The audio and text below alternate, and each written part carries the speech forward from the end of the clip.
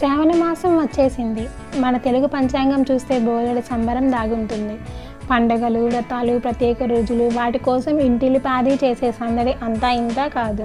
శ్రావణ మాసం అంటేనే స్పెషల్. నిజం చెప్పాలంటే పంచాంగంలో ఒక్కో మాసానికి ఒక్క స్పెషల్ ఉన్నా శ్రావణ మాసం అంటే ఇంకొంచెం ఎక్కువ ప్రత్యేకత ఉంటుంది.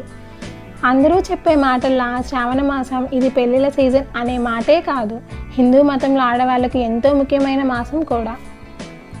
మొదటి శుక్రవారం వచ్చేస్తుంది. ఆడవాళ్ళు ఎంతో ప్రాముఖ్యత ఇచ్చే శ్రావణ మాసం రోజు తప్పకుండా చేయాల్సిన పనులు. ఆ పనులు చేయడం వల్ల కలిగే ఫలితాలు తెలుసుకుంటే శ్రావణ మాసంలో ఎంతో గొప్ప ఫలితాన్ని పొందేయవచ్చు. ఇంటికి కొత్త కళను తెచ్చేది శ్రావణ మాసం. ఈ శ్రావణ మాసంలో ఆడవాళ్ళు మహాలక్ష్మిని పూజిస్తారు. ఇలా చేస్తే దీర్ఘ సుమంగళిగా ఉంటారని పెద్దలు మరియు శాస్త్రాలు చెబుతున్నాయి. అంటే తాము చేసే